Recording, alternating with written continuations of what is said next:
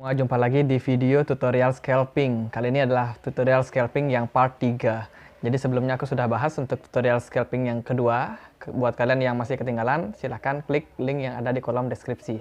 Nah, di video yang sekarang kita akan bahas yang lebih mendalam lagi. Kita akan gunakan satu tools yang tentunya akan sangat efektif untuk kita para scalping trader. Silahkan kalian download dulu aplikasinya, yaitu TradingView. Kalian bisa cek di Play Store ataupun di App Store. Oh ya, buat kalian yang pengen punya komunitas, kelompok, ataupun sebuah grup diskusi di mana kalian bisa berbagi, sharing hal, berbagi ilmu, ataupun melakukan tanya jawab, itu kalian bisa join di grup Telegram kami. Linknya aku taruh di kolom deskripsi. Oke, langsung aja kita mulai untuk tutorial scalping level ketiga. Setelah intro.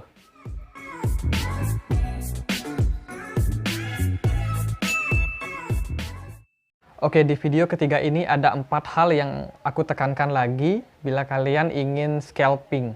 Yang pertama itu kalian harus tahu bagaimana cara memilih koin yang baik. Yang kedua, tetapkan money management yang baik. Yang ketiga, kalian di sini butuh tools baru yaitu TradingView. Silahkan kalian download TradingView karena kita akan pakai Stochastic, Bollinger Band, dan juga MACD. Yang keempat, seperti biasa kalau skenario terburuk terjadi, apa yang harus kita lakukan? Oke, langsung masuk ke poin yang pertama. Ini nggak jauh beda dari video yang kemarin.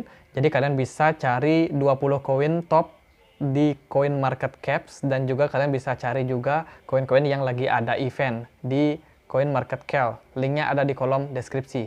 Yang kedua tentunya adalah disiplin menerapkan money management. Yang pertama jangan gunakan utang.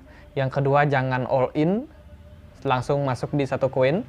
Yang ketiga itu kalian bisa sisihkan beberapa dana kalian untuk melakukan serok di bawah atau average down bila mana sebuah analisa kalian salah.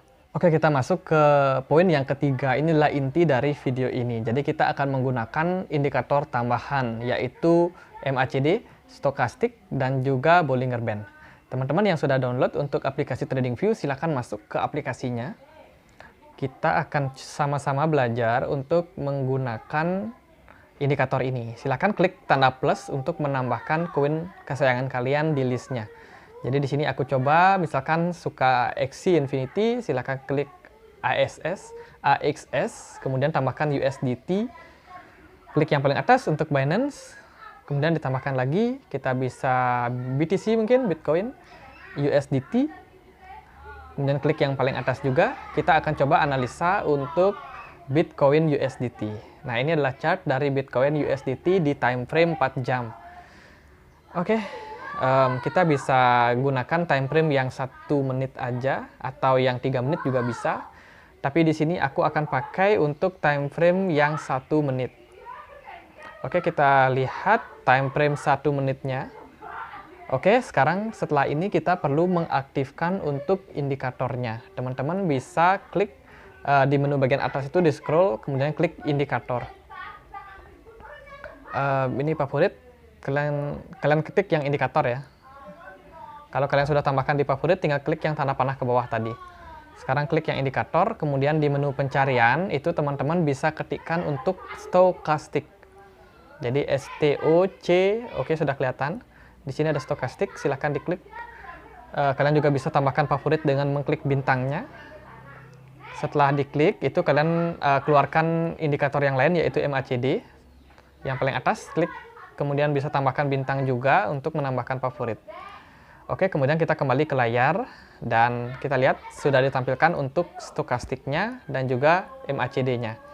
Nah, Stochastic ini adalah indikator yang bisa mempresentasikan apakah sebuah pergerakan market itu sudah jenuh beli ataupun jenuh jual. Nah, bila mana market sudah jenuh beli, itu artinya akan turun, dan kalau sudah jenuh jual akan naik. Nah, teman-teman bisa lihat di sini dari pergerakan Stochastic-nya.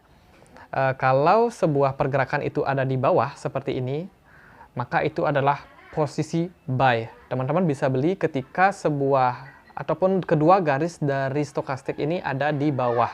Jadi ada di luar zona yang biru ini, dia ada di luar zona itu, dan kalian bisa beli di posisi sana.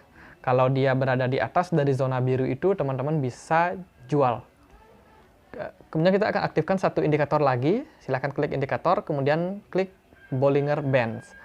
sekarang kita akan coba untuk praktekkan bagaimana menggunakan ketiga indikator ini dengan lebih efektif lagi.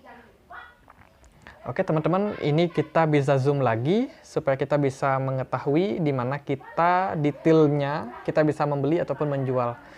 Jadi inilah chart dari Bitcoin. Kita akan lihat, oke di sini sudah ada pergerakan di mana pergerakannya agresif untuk turun. Teman-teman bisa lihat ini seru banget sih. Kalau lagi turun-turun gini kita harus siap-siap untuk pasang posisi buy.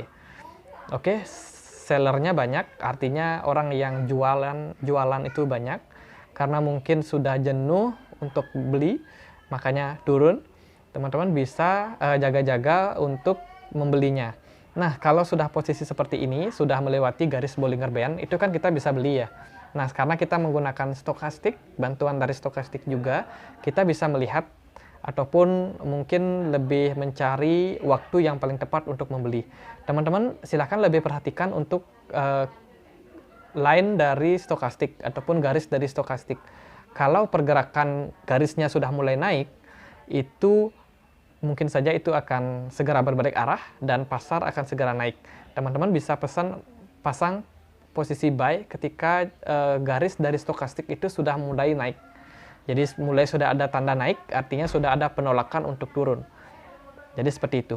Kalau dari MACD-nya sendiri, ketika grafik dari MACD ini sudah berubah warna, jadi sedikit transparan warnanya. Contohnya ini kan warnanya merah nih. Kalau nanti dia sudah ada kemungkinan pergerakan naik, maka warnanya akan berubah menjadi merah muda. Jadi agak transparan gitu. Nah seperti ini contohnya pergerakan dari MACD sudah mulai transparan untuk grafiknya, itu berarti kemungkinan sudah akan berbalik arah. Jadi teman-teman bisa pasang posisi buy saat ini juga. Jadi ketika kalian beli, oke di sini aku coba zoom, aku coba untuk naikkan speednya. Jadi aku percepat supaya nggak lama. Oke, jadi dalam asumsi kita beli saat tadi pergerakan dari stokastik itu mulai ada di bawah. Dan sekarang kita lihat ini lumayan sih akan dibawa naik. Teman-teman bisa tunggu dulu sampai dia menyentuh ataupun melewati garis Bollinger yang paling atas, barulah kalian bisa jual. Begitu juga untuk stokastiknya, ketika dia sudah melewati zona biru itu kalian bisa jual di sana. Kalau kalian mau tunda, mau melihat dulu posisi tertingginya juga bisa, supaya jangan sampai mungkin kalian sudah jual tapi ternyata masih bisa naik tinggi. Itu kadang-kadang kita juga merasa kayak ya begitulah. Oke di sini, nah teman-teman kalau udah posisi ini kalian sudah bisa jual ya. Dia sudah berada ataupun menyentuh untuk garis Bollinger paling atas, serta untuk stokastiknya dia juga sudah lewat dari zona biru ini. Kalau teman-teman tunda, takutnya dia malah dibawa turun lagi.